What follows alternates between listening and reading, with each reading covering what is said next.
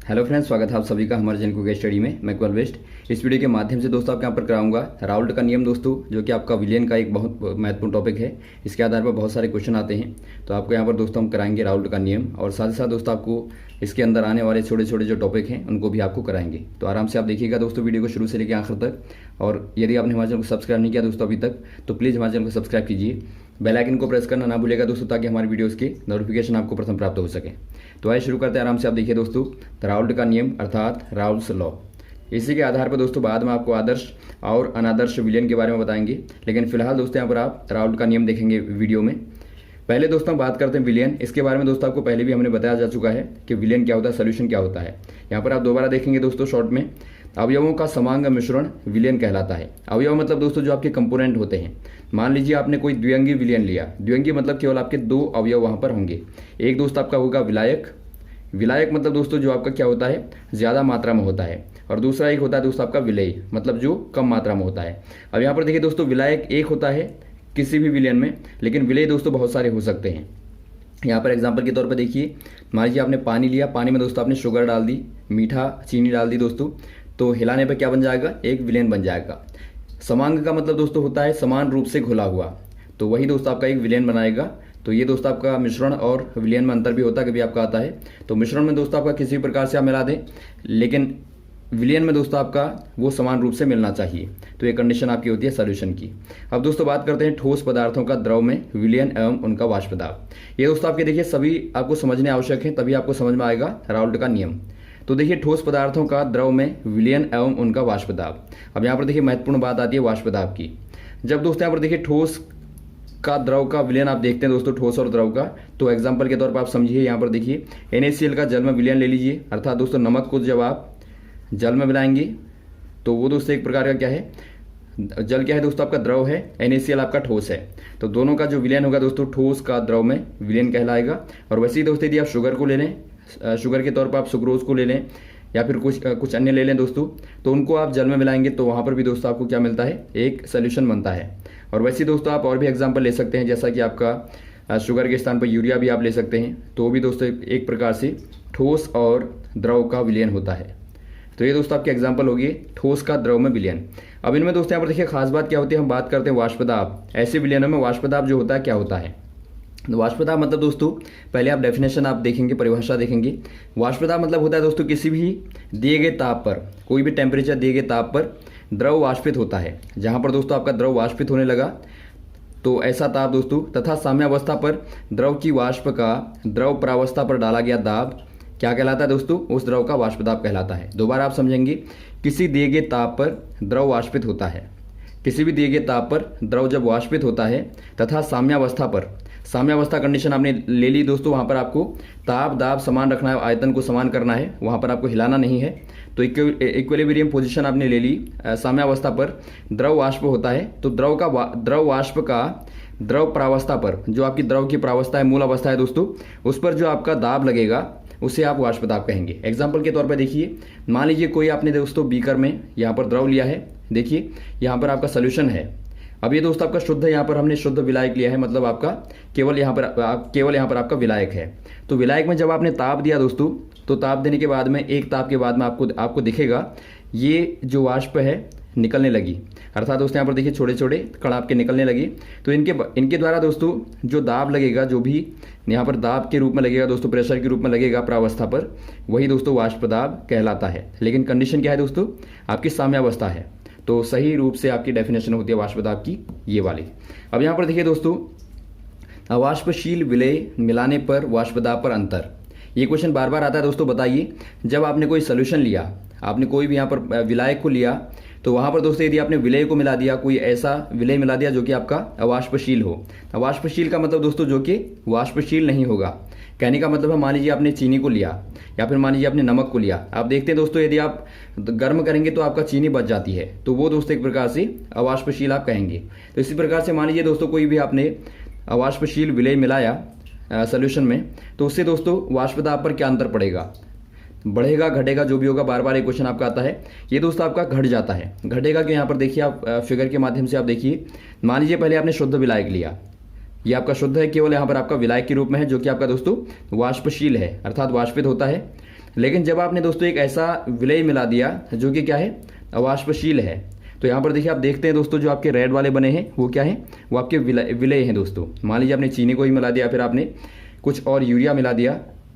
अब यहाँ पर देखिए दोस्तों जो आपके वाष्पित होने वाले कण थे उसी टेम्परेचर पर, मान लीजिए यहाँ पर आपका T टेम्परेचर था, यहाँ भी आपका टेम्परेचर वही है और सारी कंडीशनें वही हैं दोस्तों। लेकिन यहाँ पर देखते हैं आप केवल आपके बहुत ही कम कण आपके निकलते हैं। यहाँ पर देखिए ज़्यादा निकले थे, यहाँ पर आपके कम निकले हैं दोस्तों। तो ऑब्वियस है कि जितने कम निकलेंगे दोस्तों उतना ही आपका वाष्प दाब कम हो जाएगा। ये कब होता है दोस्तों, क्योंकि यहाँ पर आप देखिए सतह में जो आपके थे, यहाँ पर केवल सतह में क्या थे दोस्तों, केवल यहाँ पर विलायक के कण थे जो कि आपके वाष्पशील होने वाले हैं। लेकिन यहाँ पर देखिए आपके सतह पर क्या आ गए, विलय के कण भी आ गए। तो इससे दोस्तों क्या होता है, सतह पर जो आपके कण होते हैं उनकी संख्या घट जाती है और इसी कारण दोस्तों जो सतह को छोड़ने वाले कण होते हैं अर्थात जो वाष्पित कण होते हैं उनकी संख्या भी उसी अनुपात में कम हो जाती है। तो ये दोस्तों आप समझेंगे, इसीलिए अवाष्पशील विलय को मिलाने पर वाष्प दाब कम होता है। तो यहाँ तक आपका समझ में आ गया। तो इतना आपका समझ में आ गया दोस्तों, आपको राउल्ट नियम आराम से आपका समझ में आएगा। अब बात करते हैं राउल्ट के नियम की। ये दोस्तों राउल्ट के द्वारा दिया गया था, इसीलिए इसको राउल्ट का नियम कहा जाता है। किसी विलयन के प्रत्येक वाष्पशील अवयव का आंशिक वाष्प दाब, यहाँ पर देखिए जो जो आपके शब्द आते हैं सभी आपको क्लियर होने चाहिए। किसी विलयन आपको बता दिया गया है कि प्रत्येक वाष्पशील मतलब जो आपके वाष्पित होने वाले अवयव हैं। मान लीजिए आपके एक अवयव है या फिर दो अवयव हैं, तो यहाँ पर प्रत्येक का मतलब प्रत्येक के लिए दोस्तों, प्रत्येक वाष्पशील अवयव का आंशिक वाष्प दाब। आंशिक वाष्प दाब का मतलब दोस्तों यहाँ पर आपने मिलाया तो आपके यहाँ पर देखिए एक से ज़्यादा अवयव हैं, तो यहाँ पर आप एक की बात करेंगे तो उसे आप कहेंगे आंशिक वाष्प दाब। तो एक की बात करेंगे तो आप आंशिक कहेंगे। तो आंशिक अर्थात पार्शियल जो आपका प्रेशर होता है, वाष्प दाब होता है, इसके मोल अंश के समानुपाती होता है। अब यहाँ पर देखिए आप आराम से समझेंगे। मोल अंश यहाँ पर आपका नया आ गया दोस्तों, पहले आपको मोल अंश बताते हैं, उसके आधार पर आपको समझ में आ जाएगा डेफिनेशन की। मोल अंश को आपको समझना पड़ेगा, उसके बाद आपको समझ में आएगा। तो मोल अंश को पहले आपको बताते हैं। मोल अंश को दोस्तों आप मोल प्रभाज भी कहते हैं, बहुत बार आपका मोल प्रभाज लिख के भी आता है, मोल फ्रिक्शन आप इंग्लिश में इसे बोलते हैं। इसका अर्थ क्या होता है दोस्तों, यहाँ पर देखिए अवयव का मोल अंश बराबर क्या होता है, किसी भी अवयव का, मान लीजिए आपने ऊपर वाले को ही देखा, यहाँ पर मान लीजिए आपने अवयव दोस्तों पानी लिया है, तो पानी का यदि आपको मोल अंश निकालना है तो आप क्या करेंगे, मोल अंश बराबर अवयव के मोलों की संख्या बट्टे सभी अवयव के कुल मोलों की संख्या। अर्थात दोस्तों आपने कोई सोल्यूशन लिया, कोई विलयन लिया, इसमें मान लीजिए आपने जल मिलाया, चीनी मिलाई, नमक मिलाया, तो कितने अवयव हो गए, 3 अवयव हैं। अर्थात ये आपका यहाँ पर त्रिअंगी विलयन है, 1 अवयव, 2 अवयव, 3 अवयव, तो 3 कंपोनेंट आपके हैं। अब यहाँ पर देखिए आपको माना जल का निकालना है, तो माना आपका जल के मोलों की संख्या दोस्तों N1 है, और वैसे ही आपका दूसरा क्या है, चीनी है, चीनी की मोलों की संख्या दोस्तों आपकी N2 है, और वैसे ही आपका मान लीजिए नमक के मोलों की संख्या N3 है। अब यहाँ पर देखिए दोस्तों मोलों की संख्या आप कैसे निकालते हैं, आपको मालूम होगा, जो भी आपको मात्रा दी होगी, मान लीजिए आपका 20 ग्राम आपको जल दिया है, तो जल की मात्रा बट्टे जल का अनुभार आप करते हैं, जल का अनुभार आपका 18 होता है, तो 20 ग्राम जल बट्टे 18 ग्राम करेंगे दोस्तों, यही आपका मोलों की संख्या आपको बताता है। तो ये आपका होता है। तो आपने N1 N2 N3 निकाला। अब यहाँ पर क्या करेंगे दोस्तों, आपको माना जल का निकालना है, तो आपका जल का जो मोल प्रभाज होगा इसे आप साई से रिप्रेजेंट करते हैं दोस्तों। साई 1 आपने किया बराबर N1 अपॉन अर्थात जल के देखिए अवयव के मोलों की संख्या, मतलब जल के मोलों की संख्या बट्टे सभी अवयव के मोलों की संख्या, जितने भी आपके अवयव हैं सभी के मोलों की संख्या आप कर देंगे। तो ये दोस्तों आपको क्या देता है, मोल अंश को देता है। तो ये दोस्तों आपका जल के मोल अंश का हो गया। तो माना आपको दोस्तों कोई विलयन आपने जो लिया, यही आपने लिया मान लीजिए, तो यहाँ पर मान लीजिए आपको जल का निकालना है, जल का वाष्प दाब के बाद आप करते हैं। तो ऐसे कंडीशन में दोस्तों यहाँ पर आप मोल अंश भी किसका निकालेंगे, जल का ही निकालेंगे। तो यहाँ पर देखिए किसी विलयन के प्रत्येक वाष्पशील अवयव का आंशिक वाष्प दाब इसके मोल अंश के समानुपाती होता है। समानुपाती मतलब उसकी अनुक्रमानुपाती या फिर आप कहें प्रोपोर्शनल होता है। कहने का मतलब है दोस्तों, इसे आप यहाँ पर देखिए मैथमेटिकली यदि देखें तो आपका कहने का तात्पर्य क्या है, माना एक द्विअंगी आपका विलयन है, द्विअंगी मतलब केवल आपके 2 अवयव वहाँ पर हैं, एक विलायक हो गया, दूसरा आपका अवाष्पशील विलय हो गया। अवाष्पशील आप ध्यान देंगे यहाँ पर आपका अवाष्पशील विलय है, अर्थात जो आपका वाष्पित नहीं होता है। तो ऐसे कंडीशन में देखिए मान लीजिए आपका जो विलायक है उसका वाष्प दाब आपका P1 है और शुद्ध वाष्प दाब आपका P10 है। शुद्ध का मतलब क्या हुआ दोस्तों, जब आपने उसमें कुछ भी नहीं मिलाया तो उस समय आपने देखा था वाष्प दाब आपका ज़्यादा था। तो जब आपने कुछ नहीं मिलाया था तब तक दोस्तों आपका जो वाष्प दाब होगा वो आपका P10 होगा। लेकिन जब आपने कुछ मिला दिया, विलय मिला दिया, तो वाष्प दाब पहले की तुलना में कम हो जाता है, तो वो आपका P1 है।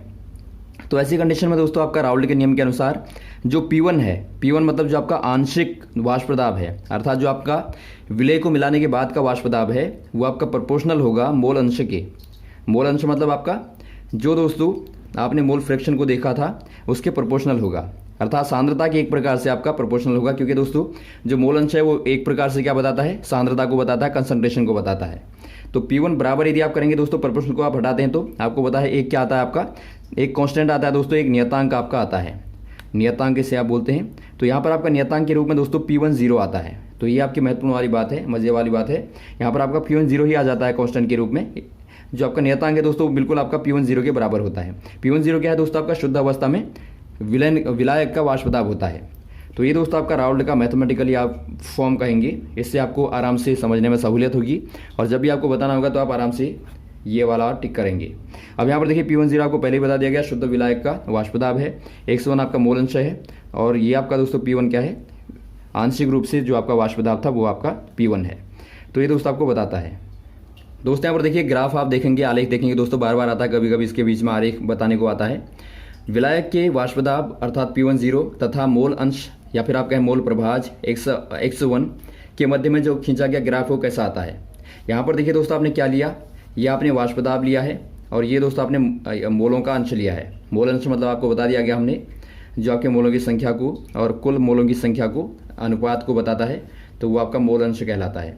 तो इन दोनों में जब आप ग्राफ खींचेंगे दोस्तों तो आपको एक सीधी लाइन प्राप्त होती है। यहाँ पर देखिए आपका पूरी क्या है, सीधी लाइन है।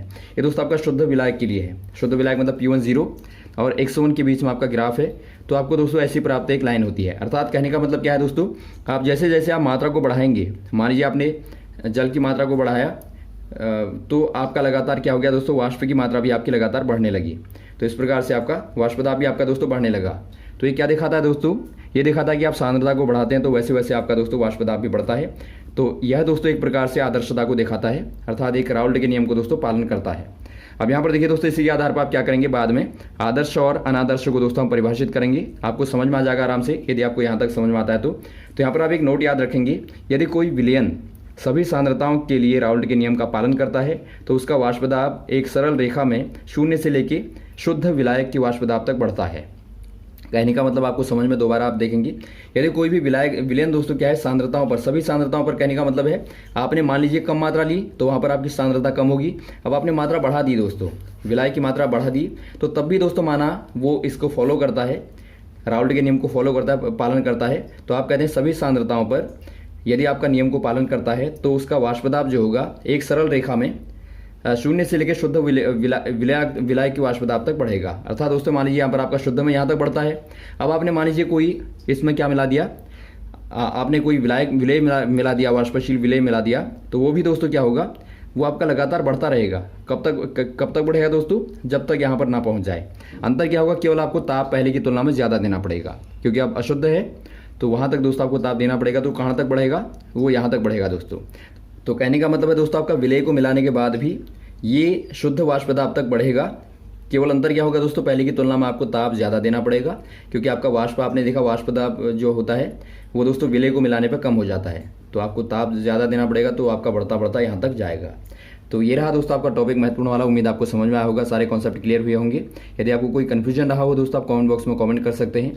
अगला पार्ट हम कराएंगे दोस्तों, इसका जल्दी ही कराएंगे आपको, तो हमारे साथ भी बने रहेगा। ओके, थैंक्स, जय हिंद, जय भारत।